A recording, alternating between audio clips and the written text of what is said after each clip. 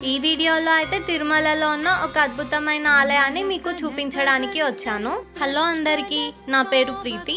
నేను ఒక ట్రావెల్ ఇన్ఫ్లుయెన్సర్ని. నేను వివిధ ఆలయాలు ఇంకా ప్రదేశాలు తిరుగుతూ మీకు వాటి గురించి తెలియజేస్తుంటాను. ఈ ఆలయం గురించి చాలా మందికి తెలిసే ఉండాలి, కాకపోతే ఈ ఆలయం గురించి పూర్తి విశేషాలు ఈ వీడియోలో తెలుసుకుందాం. అంతకంటే ముందు మన ఛానల్ ని సబ్స్క్రైబ్ చేసుకొని వాళ్ళు సబ్స్క్రైబ్ చేసుకోండి. ఈ ఆలయం వచ్చేసి తిరుమలకి 5 కిలోమీటర్ల దూరంలో ఉంటుంది. అదే శ్రీ జపాలి హనుమాన్ ఆలయం. ఈ వీడియోలో ఈ ఆలయానికి జపాలి హనుమాన్ ఆలయం అని పేరు ఎలా వచ్చింది, అలాగే ఆలయం ముందున్న పుష్కరిణిని జపాలి తీర్థం అని ఎందుకంటారు, అలాగే ఆలయ విశేషాలేంటి, ఇవన్నీ తెలుసుకుందాం. ఇందాక జపాలి హనుమాన్ ఆలయం అని బోర్డు వచ్చింది కదా, ఆ బోర్డు నుంచి ఆలయానికి వెళ్ళాలంటే 1 కిలోమీటర్ నడుస్తూ వెళ్ళాలి. ఆలయానికి వెళ్లే దారిలో చాలా మెట్లు ఉంటాయి. అలా మెట్లు ఎక్కి దిగి వెళ్తే మనకైతే ఆలయం కనిపిస్తుంది. అలాగే ఈ ప్రాంతం అంతా చుట్టూ అడవి ఉన్నందువల్ల చాలా అద్భుతంగా ఉంటుంది. ఫస్ట్ టైం వచ్చిన వాళ్ళకి దూరం అనిపిస్తుంది, కానీ నెక్స్ట్ టైం వస్తే మీరే చాలా దగ్గరగా ఉంది అంటారు. ఇక్కడ నుంచి ఆలయం అయితే మనకి కనిపిస్తుంది. అలా కొంత దూరం నడుస్తూ వెళ్తే మనమైతే ఆలయానికి చేరుకోవచ్చు.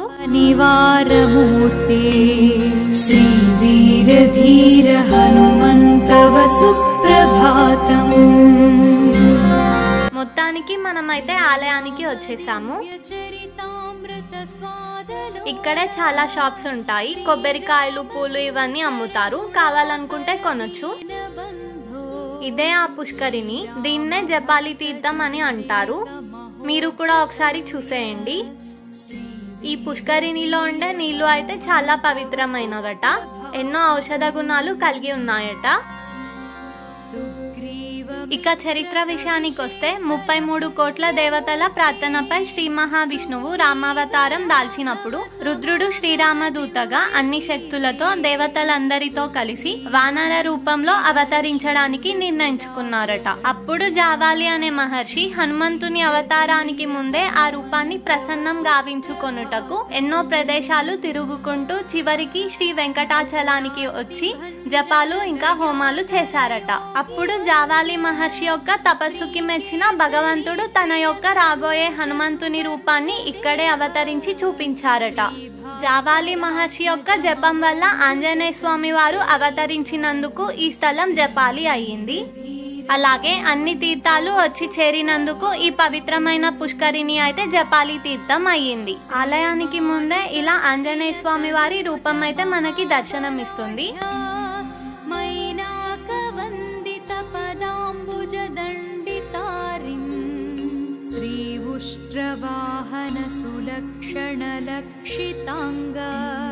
ఇదొచ్చేసి జపాలి హనుమంతుని యొక్క ఆలయం.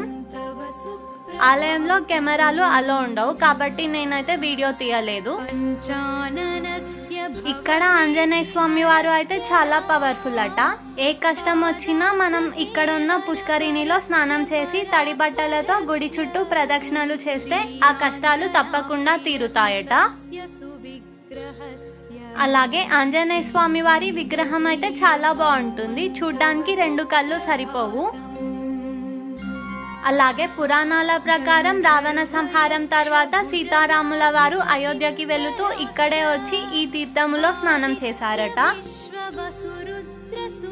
అందుకు గుర్తుగా శ్రీరాముడు స్నానం చేసిన తీర్థముని రామగుండం, అలాగే సీతాదేవి స్నానం చేసిన తీర్థముని సీతాగుండం అంటారు. ఆలయం వెనకాల నుంచి వెళితే మనకి సీతాగుండం కనిపిస్తుంది. ఇక్కడ నుంచి అలా స్ట్రైట్ గా పైకి వెళితే సీతాగుండం వస్తుంది. మీరు కూడా నాతో పాటు రండి. మహర్షి సంఘాః గాయంతి హర్షి భరితాస్తవ దివ్య కీర్తిం.